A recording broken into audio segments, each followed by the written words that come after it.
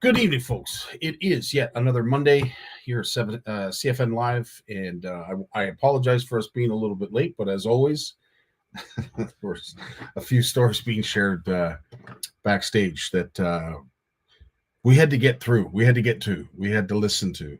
Um, I think we were all sort of riveted. It's Big Jim. It's story time with Big Jim. It's always a good time, and sometimes I wish I could play some of the stuff that is said behind the scenes. It's just as entertaining, if not more, than some of the stuff we talk about.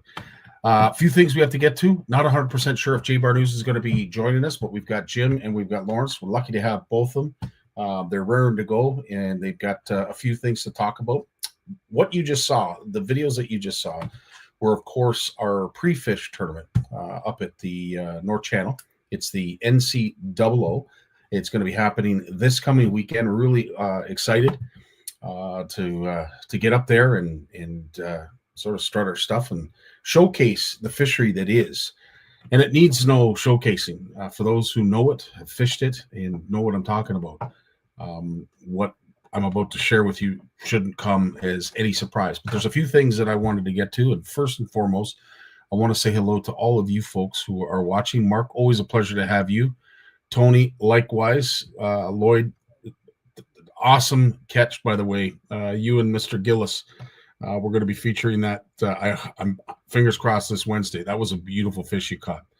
Awesome. Richard, as always, pleasure to have you, and thanks for all you do behind the scenes, keeping our community on top of things and in the know.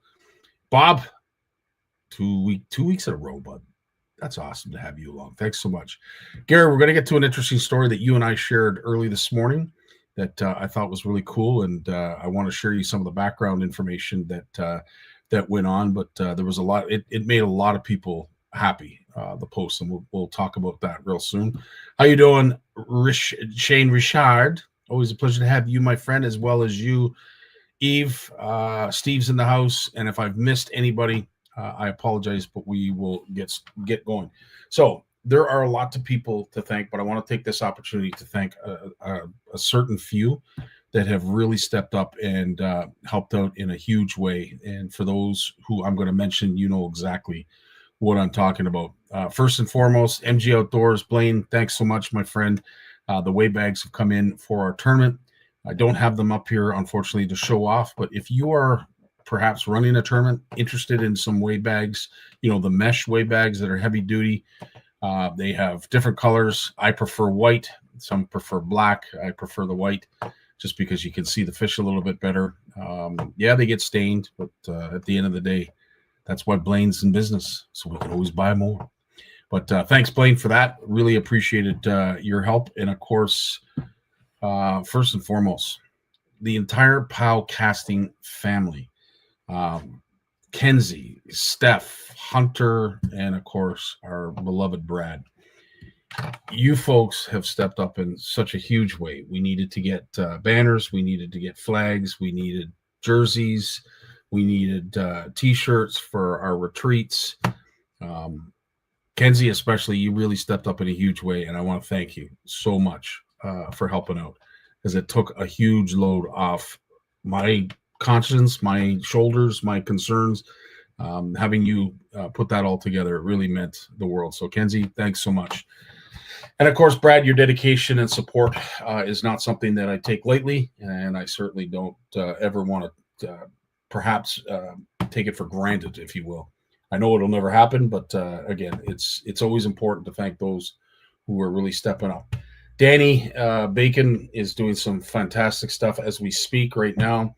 Not to mention showcasing the tournament that is going to be, but the tournament that is, which is the pre-fish. And Shimano stepped up with prizes. So as partial sponsor to what is really cool, and we're actually starting to see the return on that investment with some of the catches that are being shared. So why don't we get to that right now? If you are not familiar with what's going on, it is the North Channel Walleye Open. And if you know where the North Channel is, in the town of Spanish, if you want to Google Spanish Municipal Marina, it'll take you right to where the venue is going to be this weekend. We aren't probably going to have a show on Wednesday because we're going to be too busy. I'm going to be traveling up to Spanish on Wednesday, so I doubt we're going to have a show Wednesday. I do know that Mike and I are going to be probably broadcasting our last giveaway show of the CFN Fish Off tomorrow. But anyway, it's all, basically everything's a go. We're just ready to pack to get up and showcase what is an incredible fishery up here at Spanish. And this was as of 6 a.m. this morning, which means they had Saturday, they've had Sunday, so 2 days of fishing, and we already have a 28-inch on the board, 27 and 3/4, 27 and a half, and 24 and 3/4. Like, if you were to catch those fish, that is a great day of fishing, like beyond measure.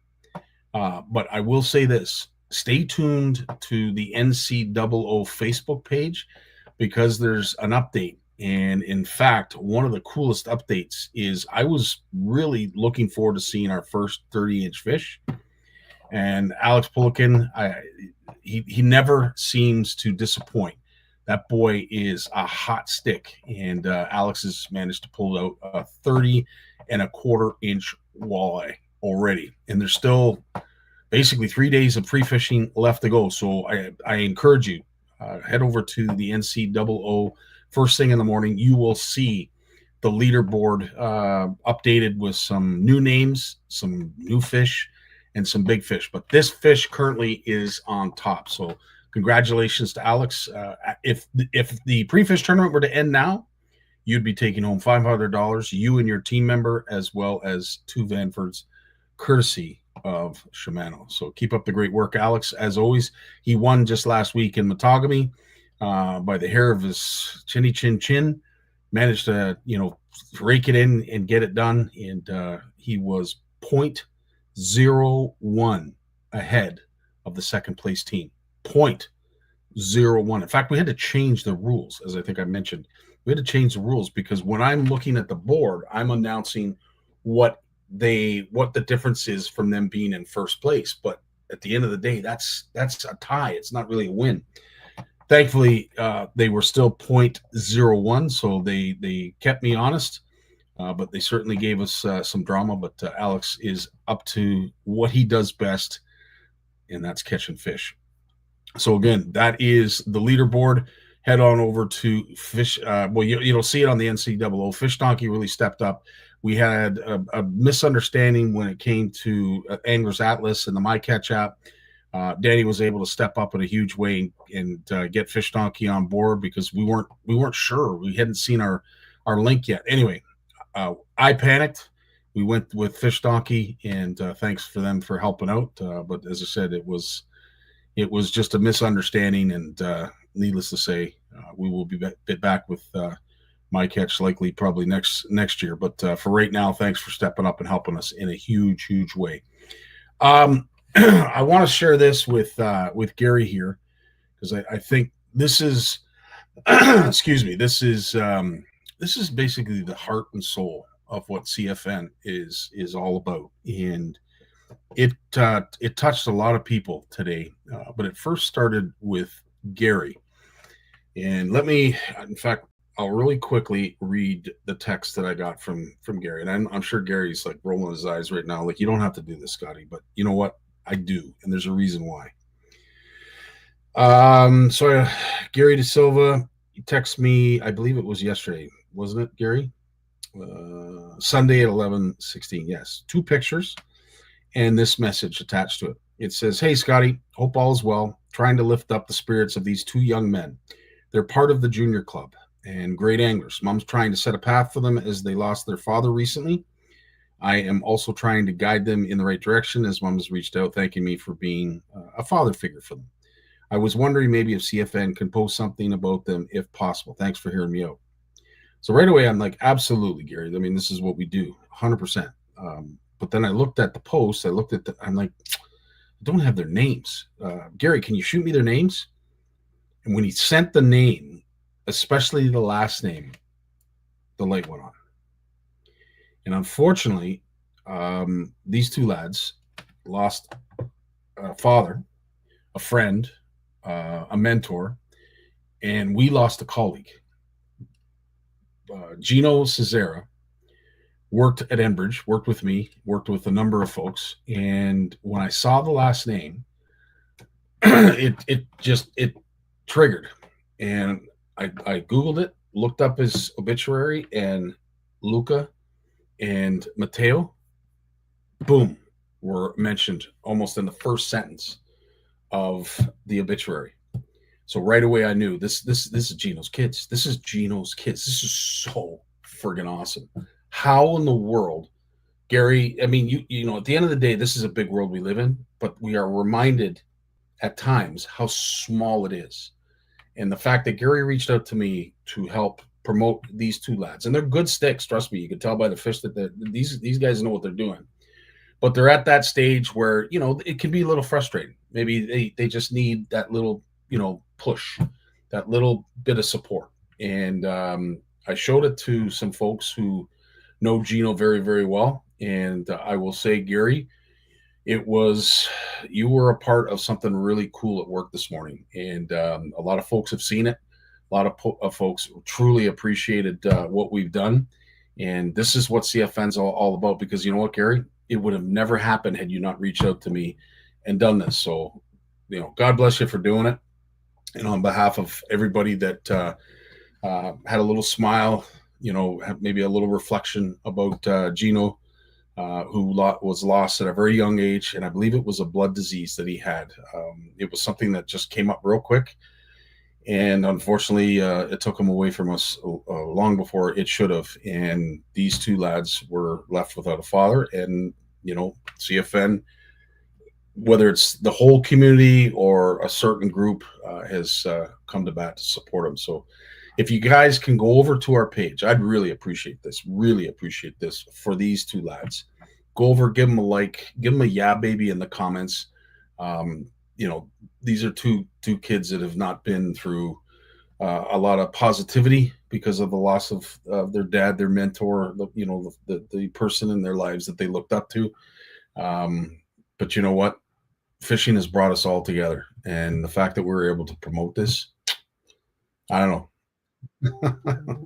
Absolutely awesome stuff. So again, Gary, thanks so much for doing that. As I said, you are a true CFNer, because this is what we love doing. And then Tom Monty's son, Ethan, caught beautiful lake trout, and it was a wonderful story. So I that's right. I believe, you know, the next post. So there's a lot of great stories being shared. And guys, as much as we love posting great content, which does nothing but promote our fishery as well as the anglers that enjoy it, it's really nice to be able to add a certain little something. And this story was that something. So again, Gary, thanks so much for doing it. And I hope nothing but the best for Luca and Matteo. And now that, Matteo, and you have an entire angling community behind you two. So if you ever need anything, don't hesitate to reach out. CFN will always be there. And that's what it's all about, man. That's what this is all. This is what it's all about. This is what I love doing. If nothing more, nothing less, getting young kids into fishing the way that you guys, like all of us, have enjoyed it, and it's been a big part of our life, and hopefully we continue that. So cool, awesome. Wanted to share that. Thanks so much. We have the one and only Big Jim coming up next, as we typically do every Monday. Now, last week he enjoyed himself, and I'm really glad that he did. The smile of him holding up the bass, I'm sure we're going to get him to talk about it tonight. But needless to say, it's an honor and a privilege to have the chance, the opportunity to talk to this man every Monday, and of course all the days in between. Big Jim, right after this. When he was born, he tried to reel in the umbilical cord. Bass named him as their personal best. His power pole came with a stripper.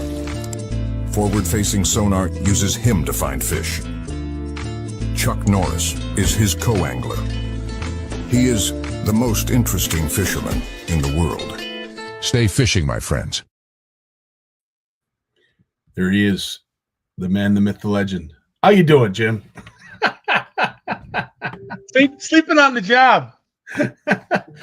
Well, I will say you took some time off last Monday, and it was well deserved, to say the absolute least. But the smile that we got to see you holding up that bass, it was worth, is as much as we look forward to this every Monday. That was equal. It was equal to that. And Funny, as soon as the crap disappears off the surface, all my memories right now, every day there's memories of me catching fish. that's awesome. Yeah. It's fish. It's a movement. It's something that they do. Yeah. It's just, it's one of those things that's just, Okay, so we're going to talk about the stick. I knew it wasn't going to take long. You wanted to talk about this because this is your new favorite setup. well, no, this was the chatterbait one. The one that was new, which I fished a couple of nights after, was the new X Pride. I put a small tranks on it, Yeah. which is actually I never used a small one, only the musky sized. Mm-hmm. It's dreamy. It's dreamy. I love it. They all are. And I since they're not bringing the Macbeths into North America anymore, I put on a world crank. And as you can see, Wow. amazing, eh? It's awesome, dude. It just keeps going. Got some 20-pound mastiff on there. And I went out the other night and I didn't bring the chatterbait with me. I just brought this. So if I was going to catch them, I had to catch them on a crank. Nothing was big. They were all between 2 and 3 pounds. But anytime you can go out and catch 14 pounds of bass out of a lawn chair in an hour in the evening, there was guys in tournaments around here that didn't weigh 10 pounds on the weekend, So Yeah. It's what it is. But yeah, What is no, it I'm about going that to rod that you truly like about for chatter and cranks? Yeah, well, the chatterbait wood here, that's the one that's designed for them. Yeah. For GLX, it's made for chatterbaits. And Interesting.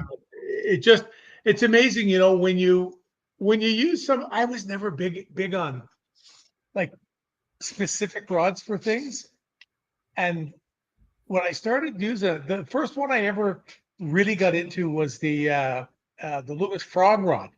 Okay. Yeah. And I always thought to myself, I don't need a technique specific rod to throw frogs. It was just me. I didn't think I needed that, Right. And I got one. I was at Shimano one day in there, and I forget what it was, but we were talking. There was a bunch of rods there, and I thought, I looked at Bob. I said, "Can I take the frog rod?" He said, "Have at her." It's one of the ones that was there, and I came home and I tied. I couldn't believe right off the bat. I never used it, and right off the bat, how accurately I cast the frog, how much further it went, how it could just change. Like, you still have to be disciplined with a frog, but every fish was pinned in the same place. And the science that goes into rod specific presentations. I mean, that's a lot of R&D. That's a lot of a hard time on the water to, basically get rid of the quirks and resolve the finer details to get to where you're at with this rod. And as I said, Jim, you love your chatterbaits, and the fact that you have not only been a supporter of Shimano, but helped to design these rods and fine tune them. Yeah, I've been really looking at some of that. In recent 100%. years, in recent years, it's been, I'm not as involved as I used to be. There's just, I'm getting older. I tell you, it's doing shit just gets harder to do every day. But it's just amazing how they work. And this is just another example of how they work. I mean, I'm watching people, and I'm seeing people in boats that I know are sponsored by one company. Yep. And I see a rod in a boat that's a Shimano rod. Yeah. And what it is, it'd be something, it'd be specific, just like the NRXs at first with drop shotting and fluff. Yes. And the X Bride, I think it was a 7.2 light with the fluff at the beginning, before they started had rods specifically for it. Shimano had this stuff right in the beginning, and it was pretty awesome. But my deal this year is I'm not fishing with anything that isn't pink except for the crankbait. I mean, like, nothing that's not pink. Everything I have is pink. I got some pink meringue or whatever it's called here, baits from Rob. Wow. Yeah. I got some different ones over there. The other night I got bit off twice. Oh, I would have had 7 fish. And then I was, I'm just using pink and white just to see, I've always known pink worked, Yeah. but I always thought people think of it more as a walleye color, Yeah. not just walleye color. And the little thing that I forget the name of it now, but Jeff Dix from Limestone. Oh yeah. Little tail. I have never seen a tail like that. There is not another tail, a plastic tail that I have seen that has that shape. And what it is, it's just it's like a little shad body type thing. Yeah. The tail is completely. Excuse me, you're bringing in the chatterbait. It's vibrating like hell, but that tail at the back is just going. Yeah. It's not. And I don't know. That big fish I got the other night, though, I stuck it, and I would say, spent 30% of the time out of the water. Really? It jumped 3 times. One time it actually porpoised, just shaking in the air, back into the water, came right back out, just shaking.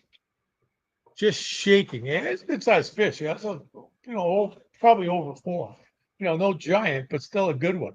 Well, now we understand the backstory of why you were smiling so much. Because, dude, as I said, it was.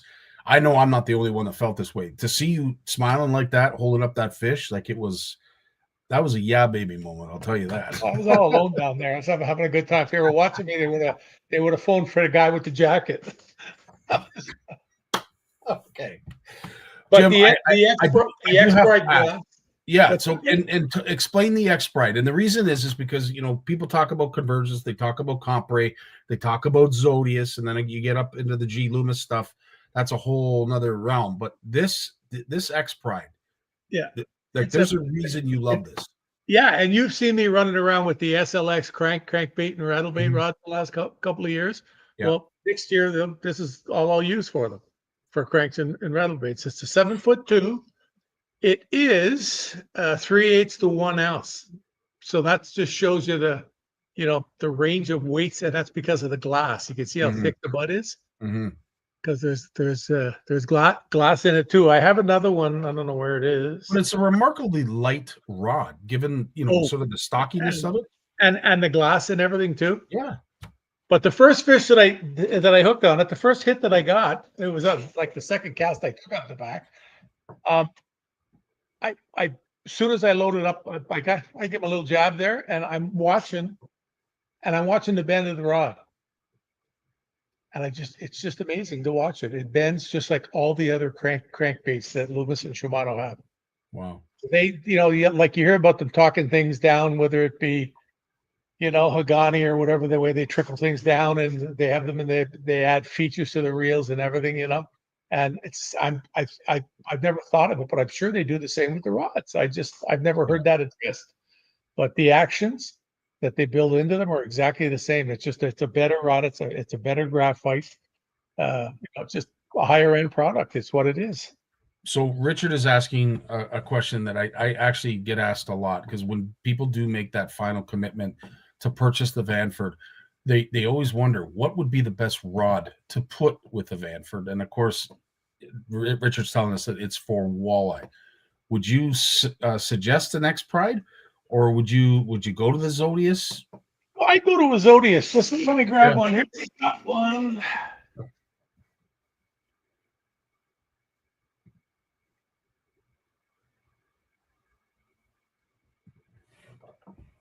Like I've got a Vanford there, and I've got this on a 270 medium heavy, and it's for walleye fishing. It would be dreamy. Just for dragging jigs, you could even. Because the tip is a little bit stiff on it, it's not that real soft, extra fast tip. It'd be good for throwing jerk baits and other things too. You have to get along with it, but it'll get the job done. And that's one of the older ones. See, it doesn't have the monocoque handle. Yeah. That's one of the older ones. If you get one of the newer ones, you will see. Come up everywhere. Well, what he's going to right now is a Christmas tree of rods that are in the corner. Oh, I checked there. I only have 60 rods now. I've broken it way down. See, that's what the monocoque handle looks like. Yes. Right? Yeah. And that's my favorite ever, which they just redid, and they made it silver. That's an accents.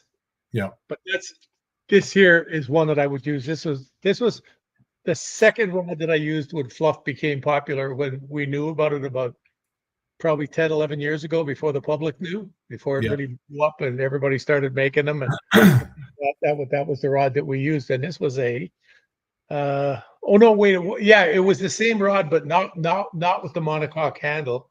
And this one was a, come on, wherever you are. Yeah, it was 6 to 8 pound, and it was 7'6". But it was not in the monocoque series. It was one generation before, Right.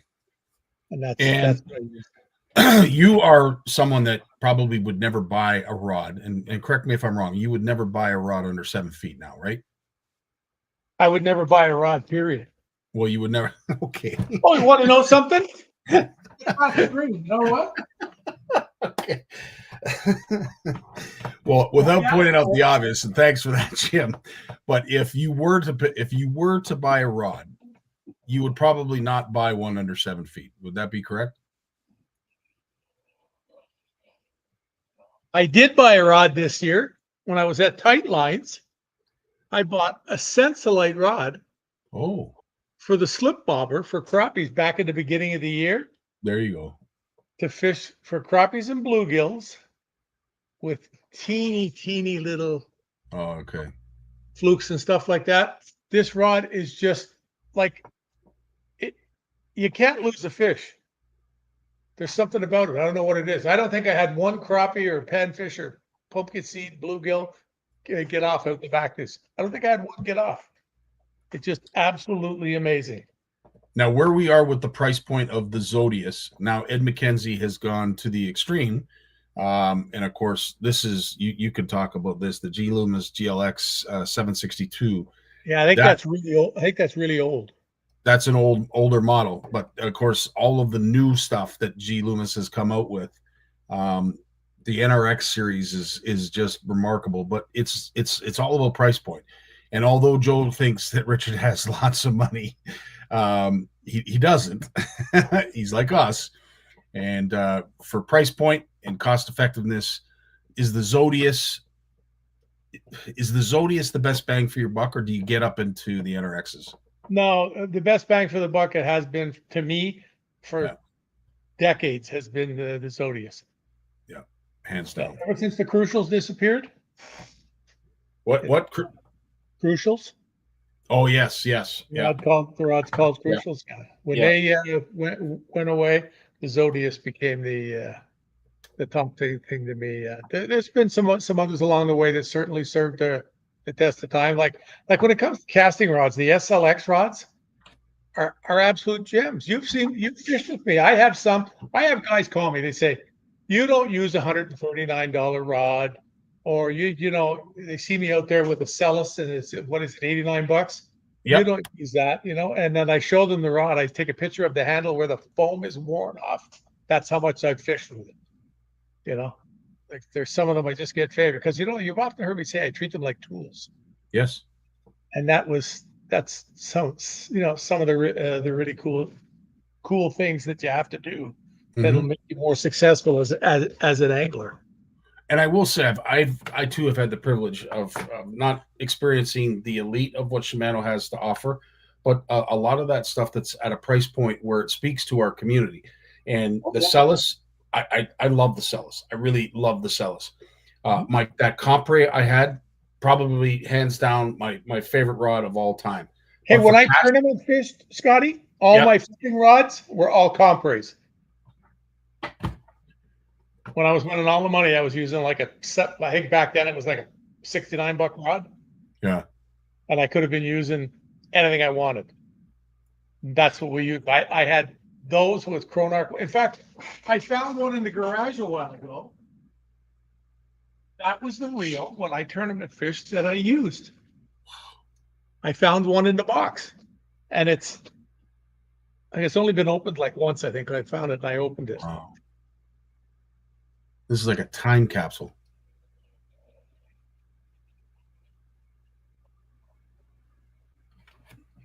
with the Chronarch D7, and that, it's still it's just a beautiful reel. Wow. But that and before these was the Beastmasters, but we only used one reel, so every rod had the same reel on it, and so it was exactly the same to your field.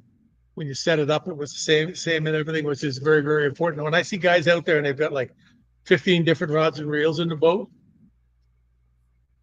they might not, I know there's specific things in that, but I'm just thinking that they're not really paying attention, close enough attention to how important your tackle is to you to catch fish, and not just in a tournament. 100%. Yeah. And you know what, Joe? Thanks so much for sharing this, because this is really what we're trying to do here. With CFN is expose people to some of that entry level stuff that Shimano has, but still has the technology behind it, and gives you a great day of fishing.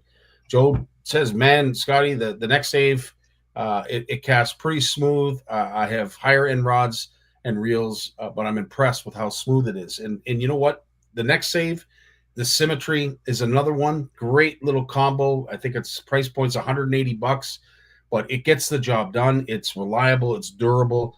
And again, when you have a Shimano reel, and I know we're sponsored by Shimano. Most of the time, most of my rods, that's what they have on them. Yeah, and that's the thing.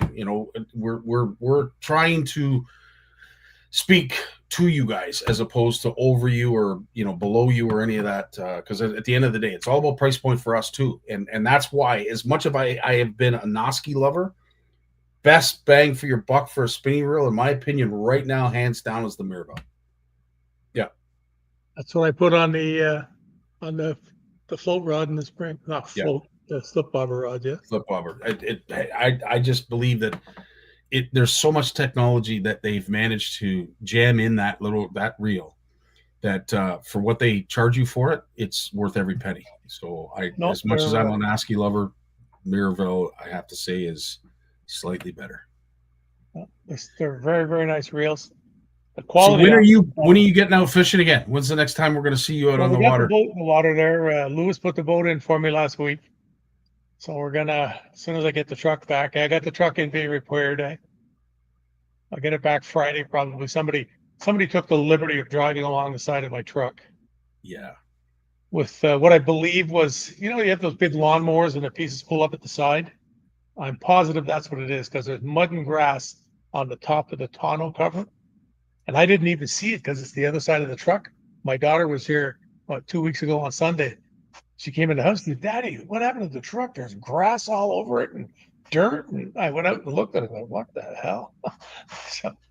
Really, think about it, Jim. There wouldn't be a lot of paint on the underside of those blades, right? It would just be mud and grass. That's all that would be left. There'd be no paint. Metal crunched it right in. But I brought it down to Dale at Car Star there, so he hooked me up. He dropped it off this morning. I white knuckled it home with Tammy driving, and my knuckles weren't on the steering wheel. No, I'm just kidding.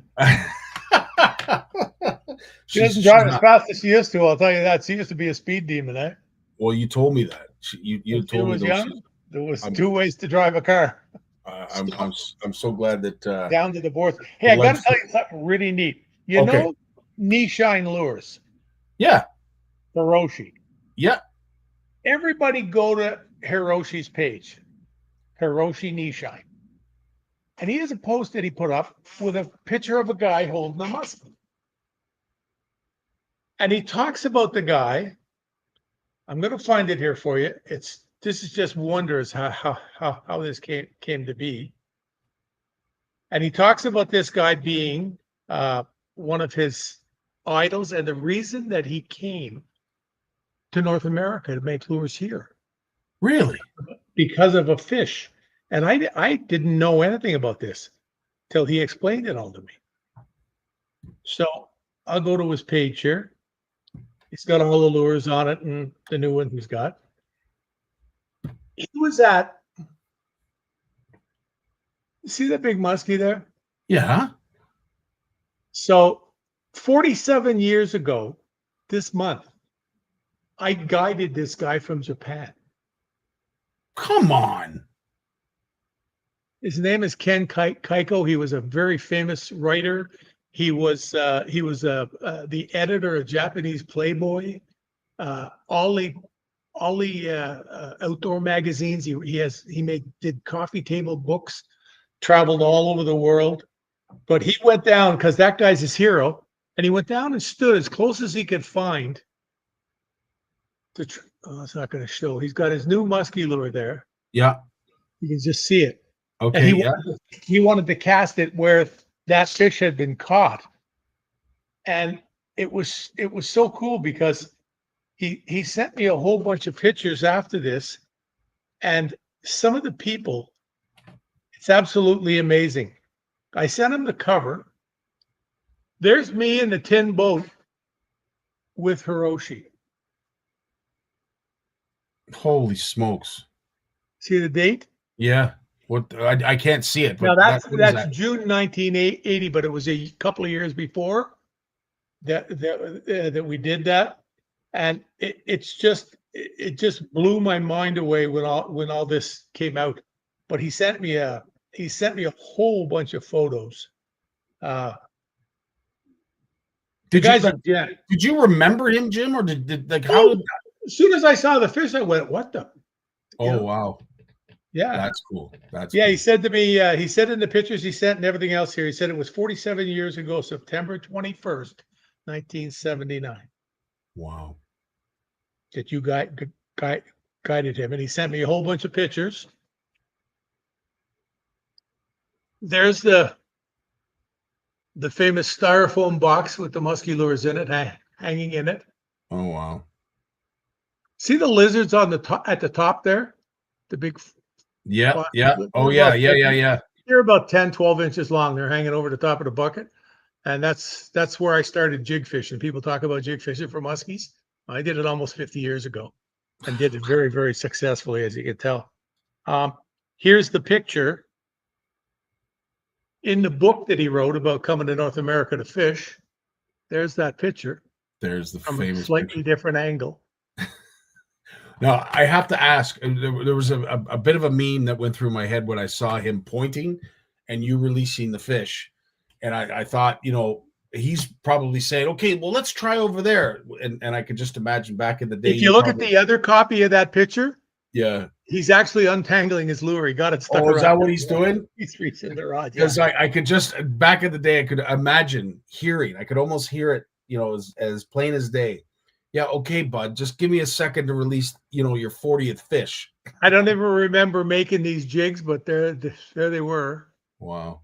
He posted those that I had given those to him. Now, was he already building lures at this time? Oh yeah, he did he did Shimano's JDM stuff. He did Mega Bass. Oh wow. In Japan, all kinds of stuff, and so we fished for 3 days. Well, he booked me for three days.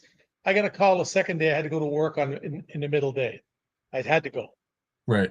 So a guy called Bob Jones, was a famous outdoor writer in Canada. I remember Bob Jones. Yep.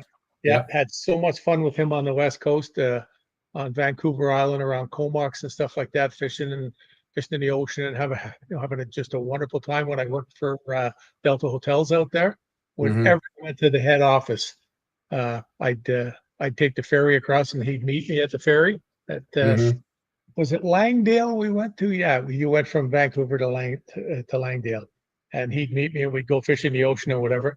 So I said to him, at the end of the first day, I told him, I said, there's right on the edge of those weeds I showed we were fishing in the boat, there's a patch of bulrushes in the top right corner, a patch of pads. And I saw this fish that he caught. And I told him, I said to him, that's one of the biggest ones I've ever seen here. Wow. I caught one here that was 40 pounds, almost just shy. It was 39.15 on a scale. On a scale at the post office. We brought it in this great big plastic tube with about 2 million gallons of water frothing around in it in the back of a Camaro. Oh my God! And we brought it to a post office. We went to the back door. I knew the guy. I said, "Can we weigh a muskie?" He goes, "Sorry." He goes, "Holy Jesus!" So we lugged this through the post office. he puts it on the scale. We weigh it, put it back in the bucket, bring it back down the river, chuck it in. It was 39.15. So at 40 pounds is a big muskie. You just really don't see too many that big. No kidding. With this one on the ground, see the size of the head? Holy smokes. Okay.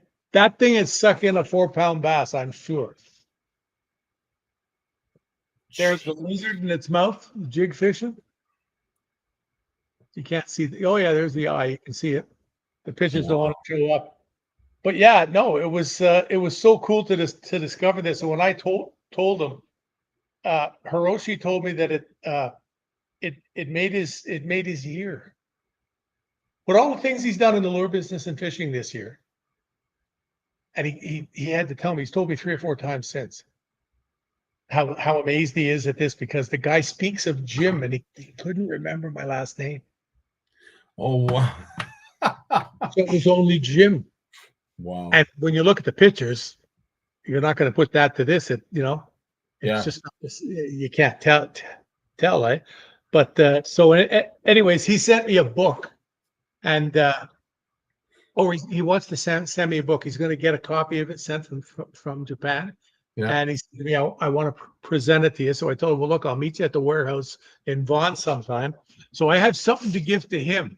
You've seen me talk about these 3 or 4 old musky lures I have that I've always kept.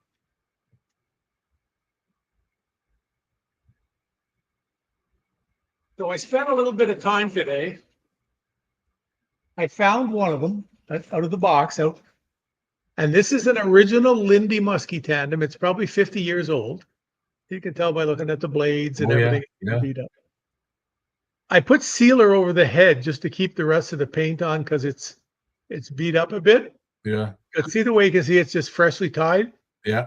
I redid all the hair and the feathers to make it look like when it came out of the package. Wow. And when I go, I got a little because that's when Ken caught 3 or 4 muskies on this lure. Wow. And so it's kind of cool. We're gonna mount it in a little shadow box and give it to him when I go. That's so cool. And he'll tourist that. Yeah, but I said to Tammy the other day, we were talking about this. I said, sometimes I don't realize the shit that has happened to me in this business. Mm-hmm. Like the weird little things and coincidences and whatever. It's just like, I don't know. Like when I saw that fish, I just like, that's Ken Kite, Ken Keiko. It was That's awesome. That's so cool. Good story. That's the story of the week there, boy. I tell you, I guess so. On that note, I'm not sure where we can go. That's the end of our show. What else have you got upcoming this week? What's that? What else have you got upcoming this week? Well, we're going to work on the paper because I'm truckless. No, we've got the car, but getting me in and out of the car is like you have to use a king size shoehorn and lots of grease, So it'd be like me getting in a kayak. Yep, same idea. Mm-hmm. I get in a kayak and just go to the bottom. All you'd see is my head. Imagine the 2 of us in a kayak. No. Is there a weight limit on this thing? Because I know we're over. I don't care what the manual says. Oh, if I could think of a meme, when Noah was building the ark and they started taking on water, I said only 2 animals, 2 by 2, not 16 elephants. You want to hear a good story about a volleyball tournament in Blind River? Are we allowed to talk about that? I don't. No, sir. Yeah, you know what? Keep your towel to yourself. That's all I can say. Jim, as always, it's a pleasure to talk to you, dude. Glad that you're of good spirits. I know the last 48 hours has been a little bit rough for you. You've managed to get through it, and again, you have this habit of making everybody smile around you. So we thank you for that. That's what I do. I love everybody. Well, we love you too, dude. We truly appreciate everything that you've done and continue to do for the angling community. And I'll tell you, you're off to the walleye tournament this weekend? Yeah, I leave Wednesday morning. And then the weekend after is the CFN retreat at Camp McIntosh. And then what's the weekend after? Probably traction, maybe some time in therapy. I don't know. Sleep. Excuse me? Sleep. What's the weekend? Well, no. the weekend after, if I'm not mistaken, I'm gonna have the pleasure of fishing with you. The Nico Rig Express is coming. The Tokyo rig. No, I'm changing you. I'm changing you. I'm changing you. I already have it right here. I got it right here, boy. ready for you. I'll tell you what a story this is. I got you one all rigged up here, ready to go with look the at ring you. on it. It's got the You're weight in it awesome, and everything, mate. and that's what you're going to fish with. That one You're right awesome. there. Right on, dude. Well, listen, keep smiling, and we love you, bud. Stay healthy, stay safe, and we'll see you next Monday. I'm ready. Get at it. All right, dude. We got Lawrence coming up right after a word from our sponsor. What is Flash Boost? Shimano designed innovative Flash Boost technology. It keeps flashing, which attracts fish whether in a pause or while retrieving. The mirror plate, which is fixed by a spring inside the body, vibrates with the lure action to generate diffuse reflection. Even if you stop the lure action, the inner plate will move and continue to flash, giving the lure a sense of life and inviting a fish bite. This is Flash Boost.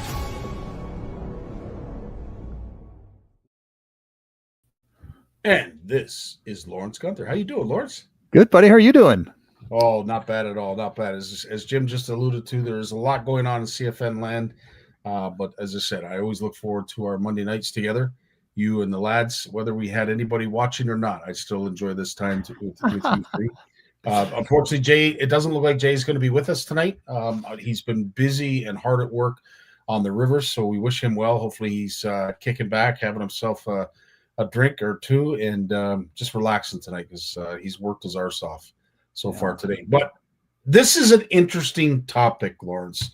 When this came across and I saw the email, I'm like, yeah, I can't wait to talk about this. I have a bucket list fish that will continue to be until I catch it, a bluefin tuna. There's just something that I don't know what it is. Maybe it was movies, a long time ago, where it was you against the fish that drew me in and created this passion for fishing that I've fostered and loved. But that blue tuna, bluefin tuna, there's something about it. It's majestic, to say the least. That if you do get the opportunity to catch one of these beasts, you're going to enjoy every minute of it. It's going to be torture. It's going to test you. It's going to put you through the gauntlet of heck. But at the end of the day, when you get it to the boat and you've won, I can't imagine the elation. I can't imagine the feeling as an angler that you have. Yeah. Oh, yeah. No, it's, these are such huge fish. By the way, before we get down that bluefin tuna road, there's my Mirabelle. And I'm just waiting for the rod to come in so I can strap this 4,000 puppy on there. And that's going to be my next big pike sort of lake trout jigging outfit. So, and have you picked what rod have you picked? It's I was looking for something that could take 1/2 ounce to 1.5 ounce jigs, right? Yeah. So and you look in the bass category, and once you're into that, like you're into a 7'11" rods, and I don't want a 7'11" jigging rod, but Shimano makes some really nice inshore rods now, and with the X-Wrap, that X-Wrap graphite, and so they come in all weight categories. So I ordered one. It's 7'2", and it takes from 1/2 ounce to 1.5 ounce lure. So that's perfect for jigging up lake trout around Ontario. 100%. Yeah. How old is that Mirabelle? Is it brand new? Brand new. I haven't even put the line on it yet. Yeah. So with me saying what I said, do you like? I know you've used your Noskis. Yeah. You've used both of them now. I have as well. Which reel do you like the most? Well, I showed this to my son, and he looked at it and he goes, "My dad, that's a Nosky. It's a Stratic CI4. It's a Sahara. All three mixed together. It's like a mutant." And they took the best of those three reels. And I love all those three reels, right? I love the Stratic. They're a little pricey, but they're beautiful. They're a little light, but they're beautiful, for lighter action stuff. I use them always for drop shotting. My Saharas are bulletproof. They're just beautiful spinning reels. You get so much reel for the money. They're not cheap. They're not the cheapest spinning reel in the world, but you'll have them for a lifetime. and the Nasky, like that's a Sahara Plus, right? It's you know it, and the thing about the Nasky, it's got that sort of water channeling technology. So if you're out on the kayak and you dunk the reel in the water, which always happens when you're kayak fishing, that water drains out of that Nasky reel. And this one's got the same thing. It's got that same sort of technology. So if you dunk it, the water gets out of it again right away. And so it's got the best of all three of those reels. And they just say, you know, look, take that, make a reel. We'll call it something and we'll sell it at a really good price point. Got the, yet if you look at the options, like the technology in this reel, it's got all the things you want, right? It's got the X ship. It's got everything you want. You know, it's got really nice micro gears. You don't feel the gears at all when you're turning the handle. When you stop the handle, there's no play in there at all. You know, I mean, it's just what a wonderful, wonderful reel. 100%, dude. You've explained it better than I've ever done in the past. So well done. And yeah, it has become my new favorite reel. I absolutely love the Mirabeau. It's a wicked reel. So thanks for that. I really appreciated that. Now, yeah, getting into this topic, and I have to say this could probably take all night because there's probably some explanations, and folks are going to need a little bit of 411 to how this all works, how this all became what it is, and what it looks like going forward. But the 21st, and this is an insurmountable milestone in itself, but the 21st annual Wedgeport Tuna Tournament. Yeah. Wedgeport is in Yarmouth, Nova Scotia. So it's just a little north of Halifax.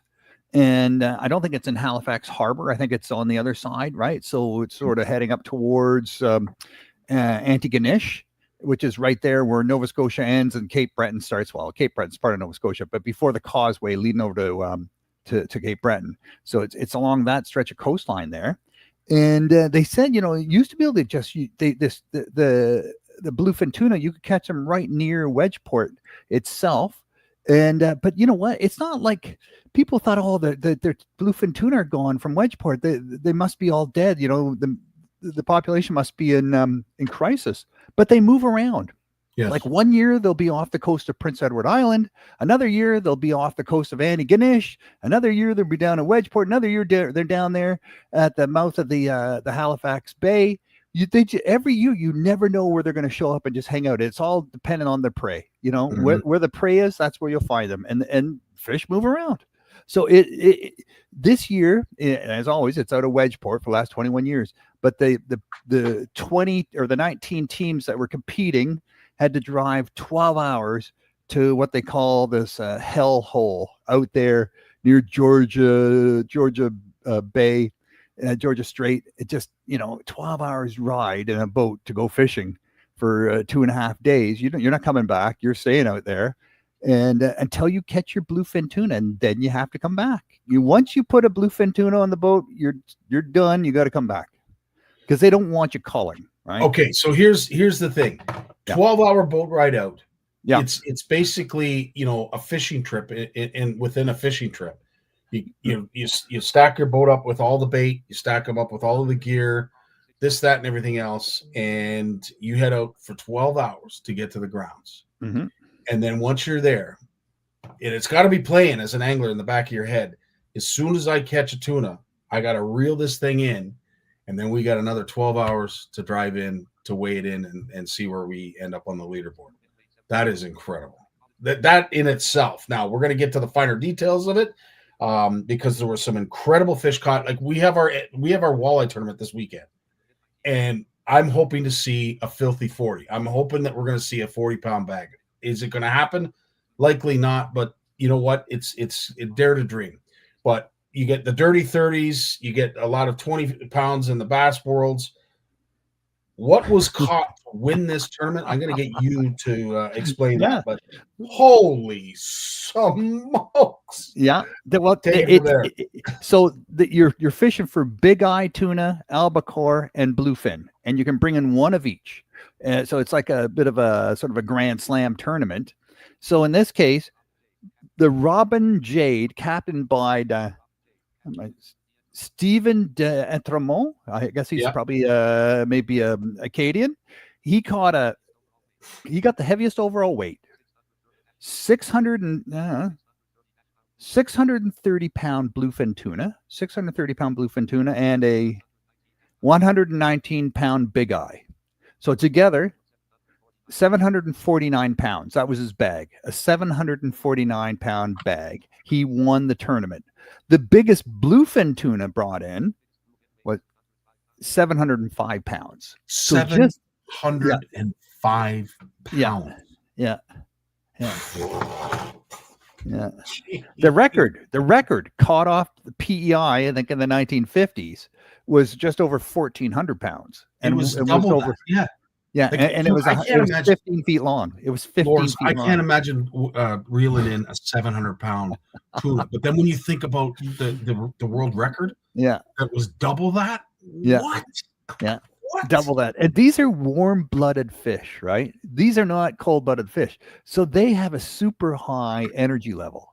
They're fast. They're built like torpedoes. They're built for speed. They race. And you're like from the get-go. They don't need to warm up. Boom. As soon as they're on, it's like, game on. Unreal. So going through some of the snippets, usually on average, the tournament has 6,000 pounds of bluefin tuna quota, which you're going to explain because, again, the fact that they managed to catch a combined total, I think, well over 6,000 this year. And in fact, it may have been even 7. No, it was 6,200 pounds, I think, was the total catch. Was it? Okay. So of bluefin tuna, just bluefin tuna, just bluefin. Yeah.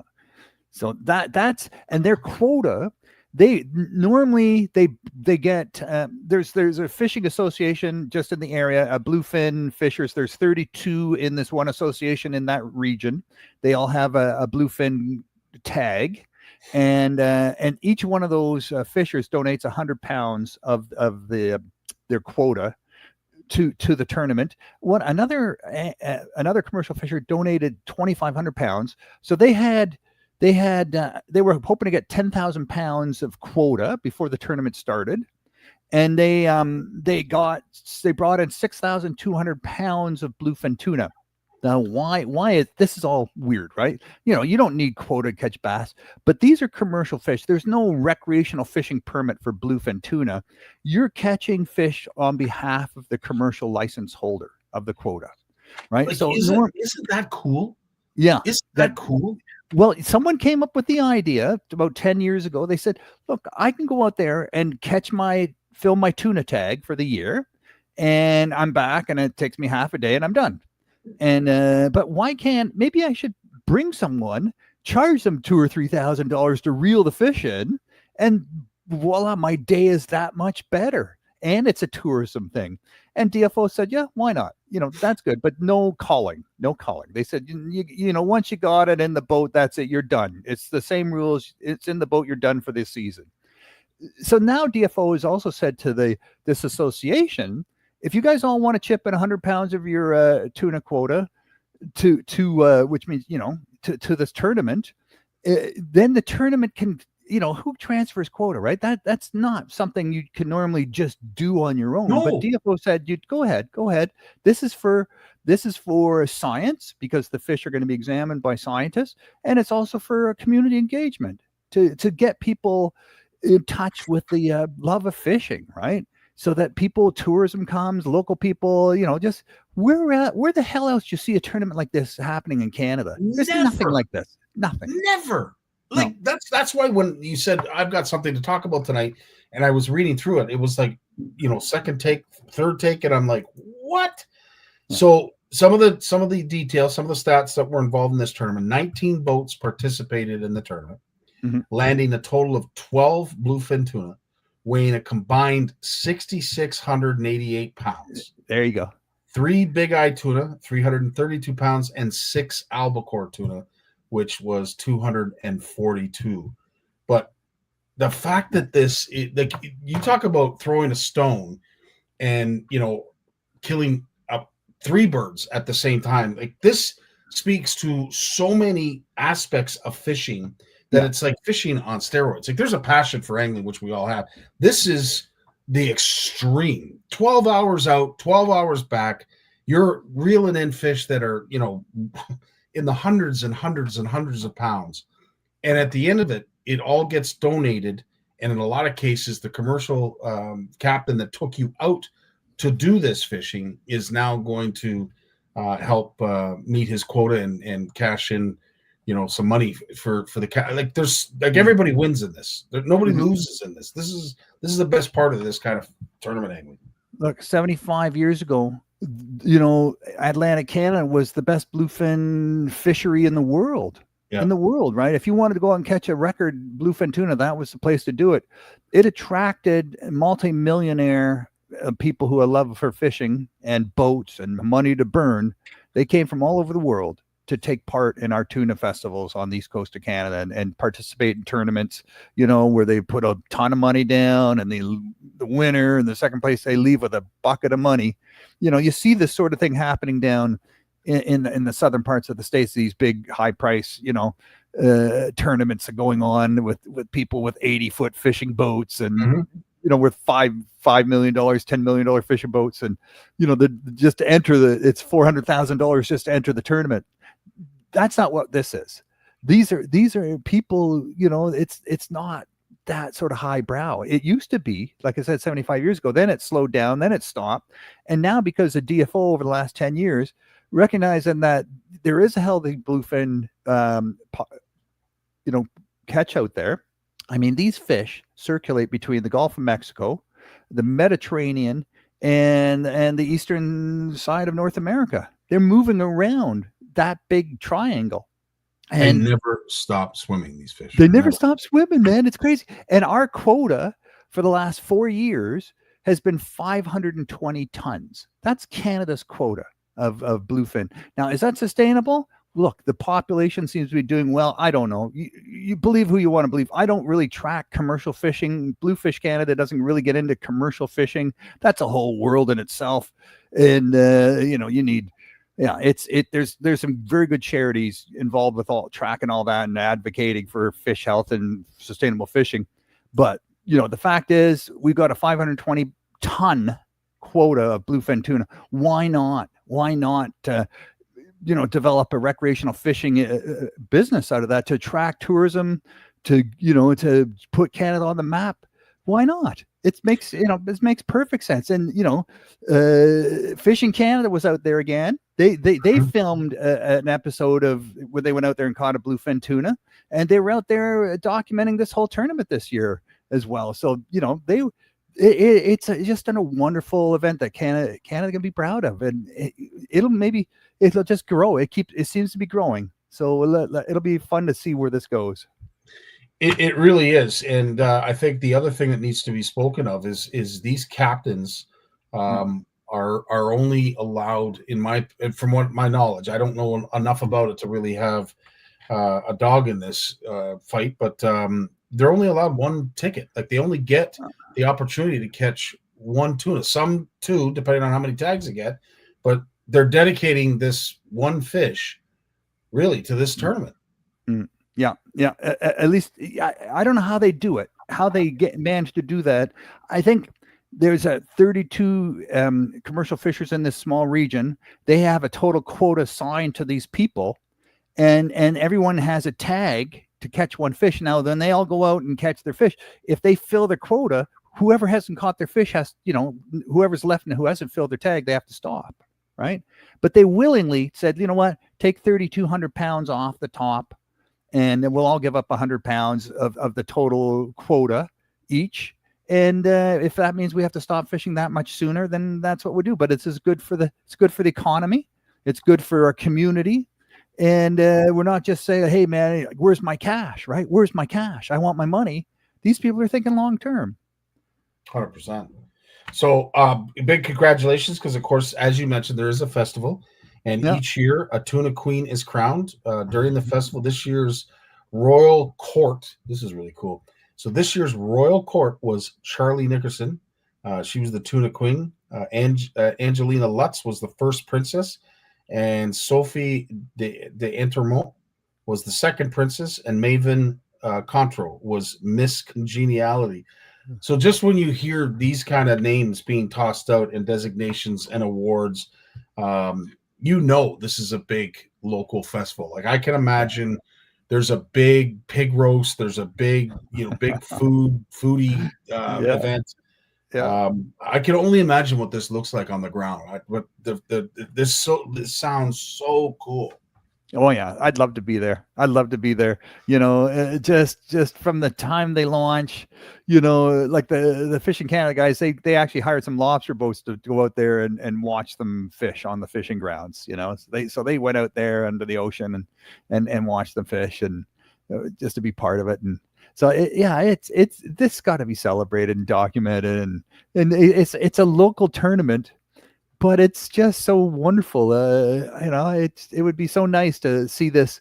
Do I want to see it get, where it's just the richy rich get to play this and they squeeze out the local people and, they take over the hotels and the restaurants and the quota.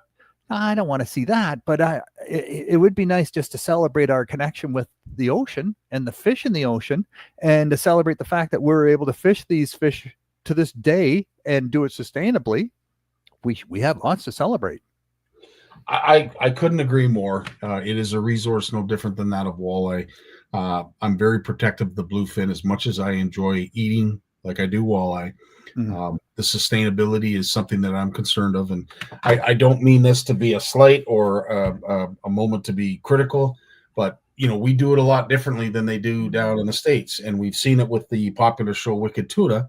Mm-hmm. Where they're able to catch a fish, take it in. And not often you do see more than one tuna on the deck, but there are instances where they do get doubled up, mm-hmm. and they're taking both fish. And as soon as they cash it in, they're able to turn around and go out and get more. Yeah, we don't take until the quota is complete, right. And then everyone must put down the rods, right? And 100%. And what that does, and they're changing that around the States more and more. They're saying what we do in Canada, everyone, gets a tag and gets to catch a fish. But it's when you have that, what the Wicked Tuna does is you have people going out in rough water because they want to get as many as they can. It's always a competition who gets the most fish, the biggest amount of weight in the season until the season closes when the quota is reached. But people are taking chances. They're going out in rough water. They're going out in storms. Maybe they're not being selective with the fish they're harvesting. They're just taking anything back. It's less sort of selective, and whereas if you got your quota. And each individual's got their quota. They can be more selective on the day they go out. They can be more selective on the fish they bring back, and less chance of dying, less chance of hurting the stock. And I'll go out on a limb, but I don't imagine that the fishing side of the event is anything glamorous. Like 12 hours from the wharf is what they travel to, as you mentioned, Hell's Hole, which is located on the south of Browns Bank and the northeast of Georges Bank. If you want to Google where Georges Bank is, this ain't for the faint of heart. No. You're going out 12 hours in a boat, and you're going to be out there until you catch a fish, basically, before you come back in. I don't think you're seeing land from that far out. I wouldn't be anyways. I can get you might be able to see Portugal. But definitely not Canada. Unbelievable, man. I think this is so cool. I can't thank you enough for sharing this. Yeah. Because I had such an interest in reading it just because I have a fascination with these fish. But also, this is a really cool tournament idea that I would never in a million years, because you think about the paperwork, and I can speak to this, the amount of paperwork and legislation and certificates and permits you need to just run a tournament. And the honor system too, right? The honor system too, because 100%, is CFO there measuring and weighing every fish? Is there any calling going on out there on the ocean? They get the fish and they see a little bit. They go, oh, look, that's kind of a small one. Oh, the line just broke. You don't know what's going on out there. Things happen, right? But is anyone getting hurt? No one's getting hurt. Is the population getting abused or put at risk? I don't think so. Not these few guys out there for a few days. I doubt they want to catch fish. They got one. They're going to get it in the boat. To take a chance and try to say, no, let's get a bigger one. you got to be marking a lot of fish on your fish finder if you're going to try that stunt, right? So it's fun. It's fun. No one's getting hurt, and it's bringing it's a celebration of our connection to the ocean and our heritage. And if it brings a few tourists in, a bit of tourism, they say a lot of people show up for this. Thousands of people show up for this this festival. That's why they call it a tournament and festival. The festival actually lasts longer than the tournament. Incredible. And the folks out on the East Coast, they know how to throw a party. Hands down, they know how to throw a party. They know how to have a good time. So something that may seem kind of insignificant in the grand scheme of things, this is a huge part of their year. It's a huge part of their season, and it's a huge celebration that I'm sure they look forward to each and every year. And even if it's 19 boats, like 19 boats going out and catching almost 7,000 pounds of tuna. 7,000 pounds. But look, how many fish was that? Like it was maybe 20 fish. You right? Like 12 tuna, 3 of this, 5 of that. That's it. Unbelievable. Yeah. Incredible. That is, again, great story. And I look forward to talking about it next year. I didn't even know about this tournament. I mean, I didn't know the name of it. I know they were doing something out of Halifax, something similar. And actually, I got it in part of my documentary, What Lies Below. And we were talking to them, the organizers on the shot. And actually, a lot of that, some of that didn't make it in, but some did. Some of it did make it in the documentary. The part that didn't make it is my interview with Ken Fraser, who's passed on now, and he's the world record holder of the biggest bluefin ever caught on rod and reel. And he caught 2 that day. And he says the one that he didn't know, he thought for some reason you weren't allowed to tie your line onto the spool of your reel when you spooled your reel. He thought it had to be loose. And so the first one spooled him. He said, I don't know how many thousands of yards of fishing line it took off his reel, but he lost it. And then he caught the second one, and then he towed that around behind the boat for the rest of the day while he tried to catch a third one. And then he didn't get the third one, so he came back, and they lifted the third that one he caught out of the ocean. He said it probably lost 100 pounds just because of loss of fluid. I guess they lose body fluid when you're just keeping in the ocean for some reason. So he said it could have lost 100 pounds, but it weighed over 1,400 pounds, 15 feet long. There's a picture of him standing on the dock next to the fish. He's 6 feet tall, and the fish is makes him look like an ant next to this fish. It's just incredible. He had one that spooled him. And let's face it, those series of reels that they have. They've got like thousands of yards of line on it. Yeah. I'm speechless. I can't imagine the size of fish that spooled him if he was able to drag in a 1,400. And this man is not someone that you would want to upset, because for him to go through the grueling, arduous task of trying to reel in the first one to have it spooled, and then a second one, and then had the gumption to go after a third. That's not a man I want to meet in a dark alley. Oh yeah, but he's just a gentle soul. He had his wife, and it breaks his wife had some sort of strange cancer that she couldn't move her arms or legs, and she probably weighed maybe 100 pounds, and he's 6'4", 6'5", and he's just carrying her around in the house and puts her on the couch and sits beside her, and she's totally cognizant and fully aware and fully verbal, and he's just carrying her around, and he's taken, it's his mission. He owned this campground. They owned this campground together just outside Halifax, and 6 months after I recorded him and his wife in their home for this podcast, she passed away, and he wrote me an email and told me about her passing. And he was just heartbroken. He said, I have to sell my campground. I can't stay in this house anymore without her. Just a beautiful, gentle soul. Wow. Well, that was a heck of a story. And really has taken up the majority of the half hour that we have allotted. But I do want to ask, as amazing as this topic has been, I really appreciate you bringing it to light. What else is going on in Bluefish Canada and Bluefish Radio News? Oh, just, we've got some conferences coming up that we're preparing for, water conferences, but and then I have to should I do the conference or should I just keep pushing? We've had this beautiful summer and we're making such tremendous progress at the Bluefish Center. So that's always, every week up there for 2 or 3, 4 days if we can manage it, and just wonderful local people up there, just helping out and working on this. Everyone knows our property. Everyone up there that we talk to, they all know our property. It's got such a long history. It's over 100 years of history, this property we're on, and from logging to a little campground to a camp for children from Montreal that came from, maybe not so great families that were having rough time, and now us, we're making this all inclusive camp up there. So we're just giving it changing the sign a little bit, changing the mission a little bit, but keeping the doors open. So yeah, that's right now we're just enjoying the weather and getting that done. But there's more news that'll be coming out soon.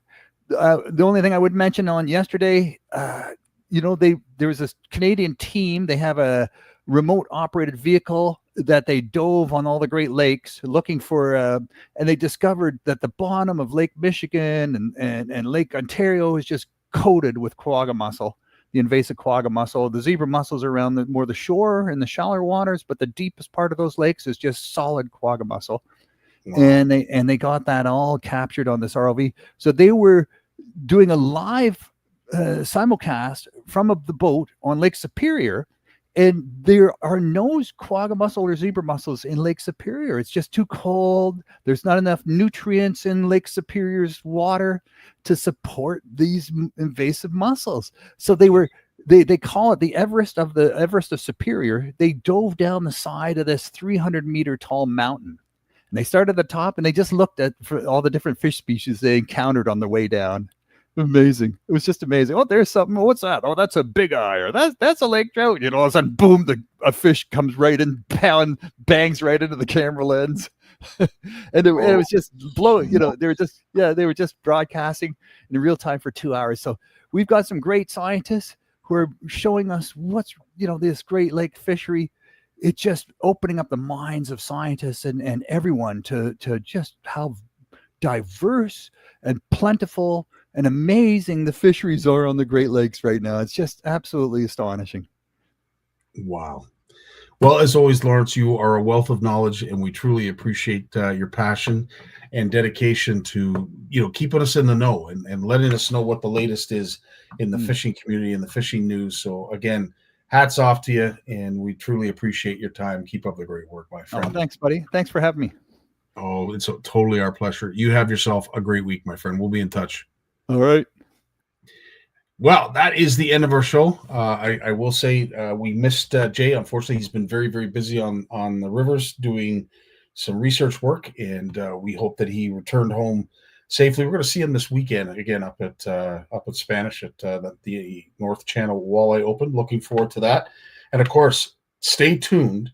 We will be updating the leaderboard over on the Facebook page, the NCAA Facebook page, so we can keep you guys up to date with the angling results and how folks are doing in the pre-fish tournament that is sponsored by Shimano. And we are so thankful to have these wonderful folks backing and supporting some of the endeavors that we're involved with. Can't thank the folks over at Shimano enough for helping in the way that they continue to do so. I hope everybody has a great week. One last thing that I do want to mention, it is our 4th annual OFC Nation / CFN retreat up at Camp McIntosh. Limited spots available. There are limited spots available. And if you're thinking of making that last minute trek to a great fish camp, let's see you up at Camp McIntosh. Please get a hold of Andre and Tracy. They're awaiting your call. That's the website. So if you want to, just go over and have a look and see some of the past gallery shots, fish that have just been caught this year and years past, the email is there as well. We would love to see you up there. It starts on the 24th of September. It goes to the 28th. We're going to have a fantastic time, as we did last year, and we'll show a little snippet of that as we close tonight. Thanks to everyone who supports CFN and supports what it is that we're trying to do. And again, stories like we had with Gary and our lost friend Gino truly make it all worthwhile and special. So again, to my community, I love you all. You take care, stay safe, and get fishing. And we'll see you up at Camp McIntosh in 2 weekends' time. Cheers. And there's a place that I've dreamed of, where I can free my mind. I hear the sounds of the season and lose all sense of time. Feels like we're in a dream, you know what I mean.